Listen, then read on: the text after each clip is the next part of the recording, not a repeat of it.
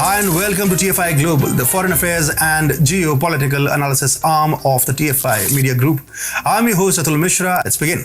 A divided enemy is an easy enemy to conquer.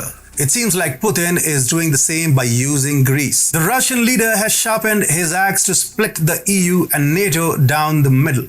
Imagine France locking horns with Germany and Greece with its arch rival Turkey. What a beautiful sight to behold for Putin. A few weeks down the line, this could very well become the new reality of Europe. Greece and Turkey are on the verge of engaging in a full-blown war. On Saturday, Turkish President Recep Tayyip Erdogan warned Greece that it will pay a quote-unquote heavy price should it continue to harass Turkish planes. He also accused Greece of occupying and militarizing Aegean islands near Turkey's coast. Referring to the end of Greek occupation of Aegean islands after the Turkish assault in 1922, an infuriated Erdogan said, "Hey Greece, take a look at history. If you go further, you will pay a heavy price." The warring president added, "When the time comes, we will do what's necessary. As we say, we may come suddenly one night." Erdogan's fiery statements indicate that a military conflict between Greece and Turkey is just an announcement away. It is so because Erdogan used similar terminology before launching military operations in Syria. For Erdogan to push his nation towards war, the time is ripe. General elections are a few months away, and what could be a better excuse than war to invoke emergency powers and extend his rule? Democracy can't save Erdogan now, only a war can. So don't be surprised if suddenly one night, in his own words, Erdogan decides to lay siege to the Greek islands. Now that would be a watershed moment for both the EU and NATO. Both Greece and Turkey are NATO members. However, colossal fault lines within EU and NATO have only helped this bilateral conflict grow more bitter and worse. Traditionally, US and European nations like Germany have refrained from furthering Greece's cause in order to not irk Ankara. Instead, the Germans have largely kept arms and military assets flowing to Turkey despite Greece's disapproval. On the other hand, EU's biggest naval power, France, has never shied away from backing Greece.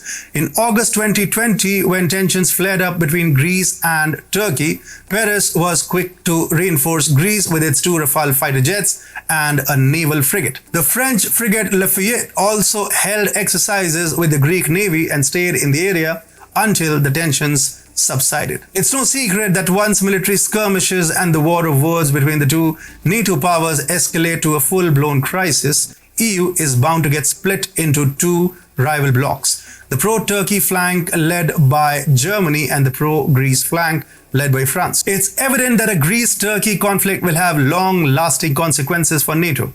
So Russia in particular is monitoring the developments in Greece with keen interest and utmost caution. Greece and Russia are strategic allies and see eye to eye on security-related issues in the Mediterranean region. Last week, when Turkey dared to breach Greek sovereign airspace with its American fighter jets, Greece was quick to deploy the Russian S-300 defense missile system to teach Ankara an unsparing lesson. Subsequently, Joe Biden's poodle Erdogan had to back off with his tail between his legs.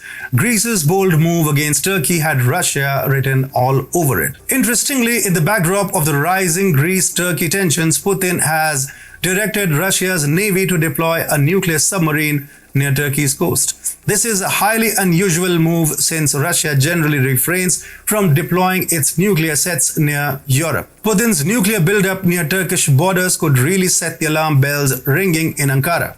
After all, Russia's nuclear submarines are armed with 24 powerful Granit SS N-19 shipwreck supersonic anti-ship missiles. These are capable of both anti-ship and land attack missions. Furthermore, Putin can also activate his Syria module against Turkey. He knows Assad and his Kurdish allies are baying for Erdogan's blood. Once Turkey launches a military invasion of Aegean islands, the Syrian forces won't waste any moment to settle old scores. Kurdish allies from Iraq may also join the fray given the high stakes involved. Due to divergent geopolitical interests, European powers like Germany and France may decide against joining the war, but historical tensions between Turkey and Russia would definitely drag Russia into the picture. Russia has had enough of Turkey's interventions in Syria and Iraq.